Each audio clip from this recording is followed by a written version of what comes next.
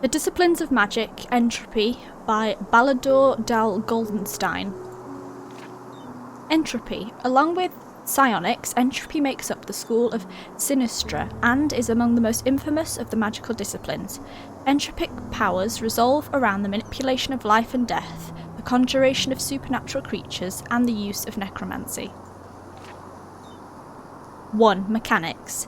An entropic mage brings about eventualities which alter a being's life force. Thus they do not hesitate to revive the deceased by imbuing them with artificial life, deliberately turning them into lost ones, undead marionettes bound to the arcanist's will. In addition, entropists know how to conjure magical anomalies, ranging from ethereal creatures such as wolves, bears and trolls, to elementals and even otherworldly weapons. However, the most abominable and dangerous form of entropy is necromancy. With this discipline, the conjurer is able to focus the energy of death and use it against their foes. To grasp the underlying process of this kind of magic, the student must understand the following. Death is an omnipresent power, inherent in every living being. It is present from the day of one's birth, although during the first 2 decades of a life, an individual's life force is sufficiently strong to withstand death's presence. After this point, it drains one's vitality little by little until it is spent. An entropist is capable of bringing death and exists in other realities into ours in a controlled manner. This manifests in a fearsome thunderstorm of lightning and fire, the sounds of which resemble the cries of the fallen. Indeed, necromancy exceeds all other schools in terms of sheer destructiveness, but at the same time the practice draws upon the arcanist's life force as well. It is not uncommon for entropists to die from excessive use of the magic themselves. 2. Reputation. The use of entropy is forbidden to path-abiding arcanists and is punishable as a capital offence. The bone readers of the Scarab, and according to rumours some mercenaries from Millet, are known to practice it. While the motivation of the latter remains obscure, the Scarab consider entropy to be a holy and primitive stance, befitting a barbaric, pathless people. Nevertheless, for reasons unknown, the bone readers seem to be more capable of bearing the physical consequences of the school's use. Key elements of Scaragian entropy include bones and body parts of the deceased, as well as various narcotics, of which the bone readers believe they allow them to establish contact with the dead. It is assumed that they believe that the bones function as some sort of focusing point. Of course, if these barbarians had any proper knowledge about magic, such ostentation would be completely unnecessary.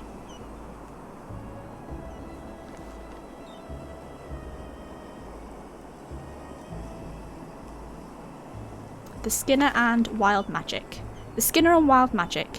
She knew that the time had come. Struggling to hold back her fears, she took a deep breath and knocked on the steel door. A moment thereafter, a man with a distinctive nose and thick pitch black hair opened. Without having exchanged any words, the woman decided that she liked him.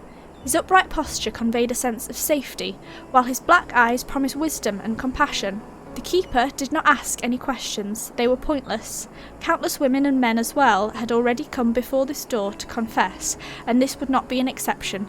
"Come in, madam, my dame." He invited her and pointed to a massive desk with his gloved right hand. With lowered head, she followed his request and entered. The room of confession, as the vernacular went, was sparsely furnished. 3 large windows allowed the clear moonlight to illuminate the outer end of the room, behind the desk where she would now seat herself. To confess, a bitter taste took hold of her tongue. She would never have dared to imagine it could come to this. "What is your name?" the keeper began the conversation when both of them were sitting.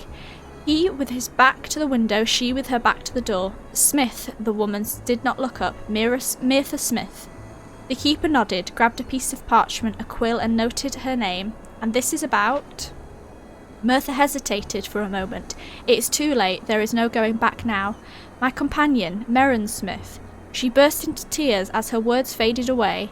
At the same time, the sentences were oozing out like a slow and bitter mass. At first I thought it to be chance, but the evenings on which he came far too late or not at all became more and more frequent. At some time I started to follow him. The keeper looked at her sadly and began to take notes again. Which path did your husband follow? Skinner, her arm moved dismissively. His family has been walking the furrier's path for countless generations, but what does that have to do with my testimony? Mere formalities, my dame, he said, and noted the path of his parchment. So you followed your husband. Where did he go? He asked, even though he had a vague idea. To the completely hysterical woman balked. To the Undercity. I have never seen him there. In that ghetto, this place of whores and beggars, this. She burst out together with more tears. Please calm down and tell me exactly what happened there, the keeper said quietly, but determined. At the same time, the woman's testimony confirmed his suspicion. The Undercity, thorn in the heart of the Order, a cancer in the ruins under the upper city, growing ever large and always lusting for more victims. Robbers, prostitutes, rascals, drug addicts, cutthroats and more. In short, all kinds of pathless scum were roving about in its dark and entwined alleys, escaping their just punishment. Though there were regular patrols and controls, until now the Order had not been able to lead all those stray lambs on the right path again. The thought hurt. After the woman had found her composure again, she continued to speak slowly. He knocked on the door of an old, downtrodden, but right in the heart of the district. At first, nothing happened, but then a cloaked figure lurked out of a window right above the door. Then Merrin appeared to exchange weird passwords with a voice from behind the door, and it was opened. My husband entered the hut. I waited a brief moment and approached the hut's windows. You have been extraordinarily brave, my dame, the keeper said, nodding approvingly. He knew all too well how hard it could be to enter the cave of the Vatir in such situations. When I finally saw Merrin again, he wore the same brown garb as the devilish gatekeeper. They formed a circle, surrounded by candles and billows of smoke, throwing off a sweet, rotting smell. And then, the young woman stammered, Then they brought in an unclothed girl in the room,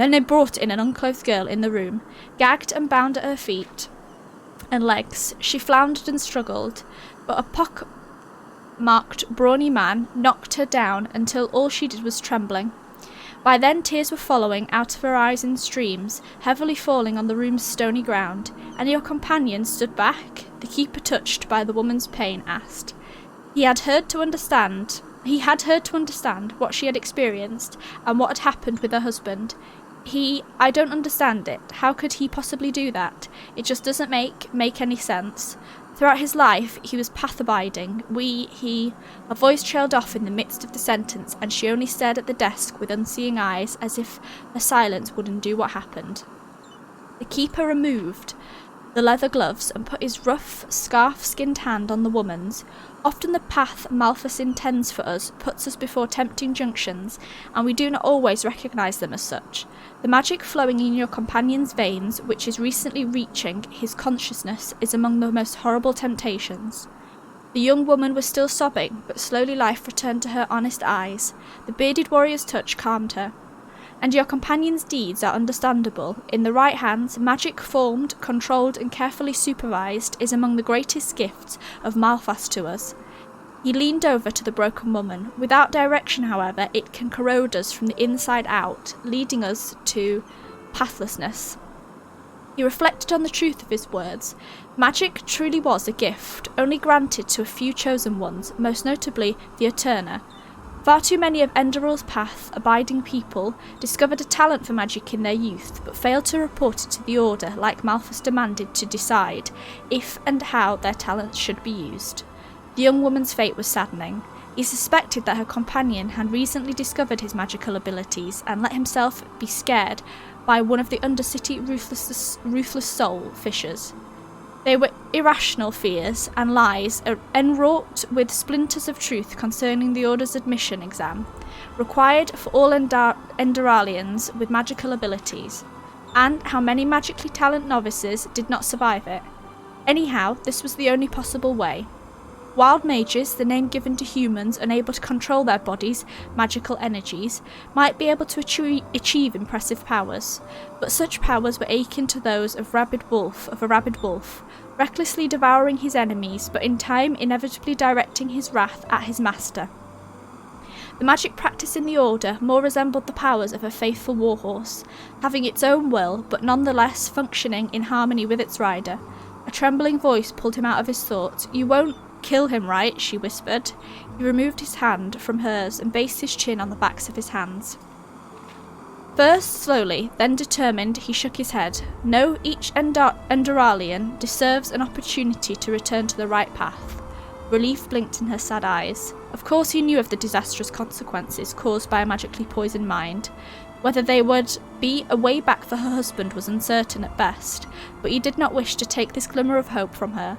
"Malphas, help us," he thought, and continued the interrogation. "But we will obviously have to intervene. If the circle you are speaking of truly abducts innocents, even if they come from the Undercity, we have to get down to the root of this evil. Should we expect him in your home, it will not take long for the other pathless ones to take note and remove each and every trace of their rituals. I therefore suggest to wait no longer.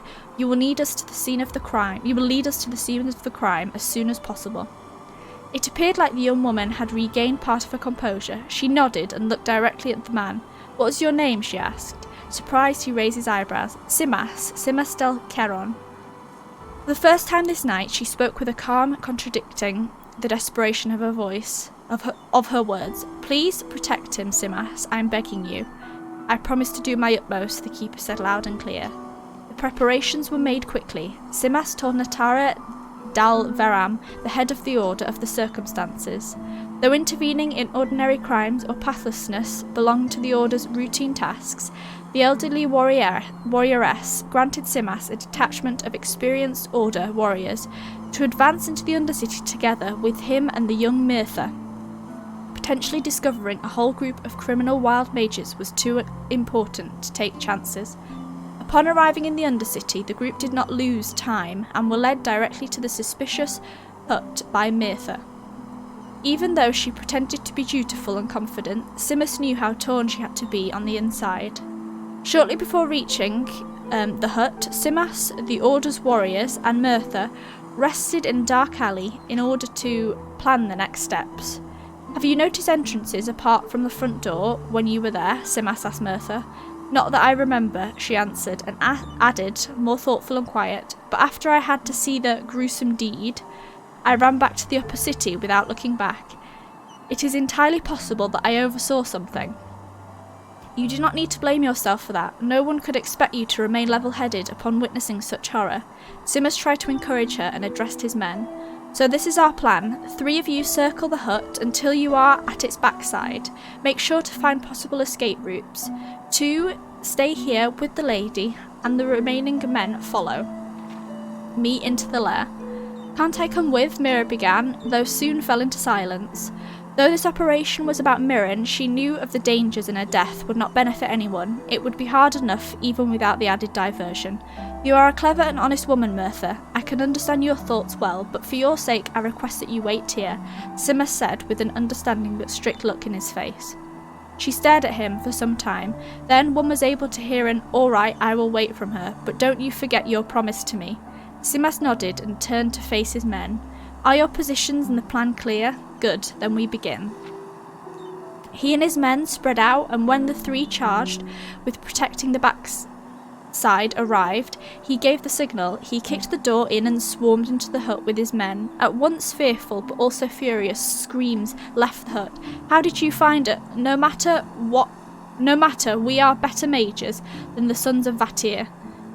The noise of battle grew louder, and Mirtha could no longer understand the words. Since Simas had left with his warriors, she had not once lifted her eyes from the door praying. She prayed to Malphas for her husband's rescue and safety, and then all there was silence. The Order's warriors appeared outside together with Simas, 2 of them carrying a lifeless body.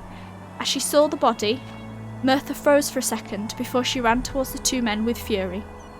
Before she reached them, Simas stopped her. "Is this your husband?" Then he had incredible luck to stand next to the door. That way I was able to knock him out before the others in the hut realised what was happening. The other wild mages were not as lucky. Apart from 2 wounded, they are all dead. One of my own too lost his life. May Malphas accompany him on his last path. At once all anger left her and she felt joy. Does that mean that Merrin will be able to live a normal life? Right now, nothing is certain. First, we will need to determine whether he will be able to restrict the wild magic within himself and become a warrior of the Order. Furthermore, he will have to answer for the murder of the young girl, Simus warned her. But if he weathers the Order's admission rituals and vows to stay faithful to his path in the future, he may be pardoned still, seeing how his spirit was clouded by magic, he said with a hint of a smile. Merthyr beamed. I thank you with all my heart, but even more do I thank Malthus who had mercy on my Merrin, granting him the opportunity of a fresh start even though he completely turned his back on the path. Malthus is like a merciful shepherd, though they may at times leave the right path, he does not abandon them, as long as they once again reassure him of their loyalty and lead a good further life, Simus explained, as they left the dark tunnel connecting Undercity and the Upper City to step in the warm light of the rising sun.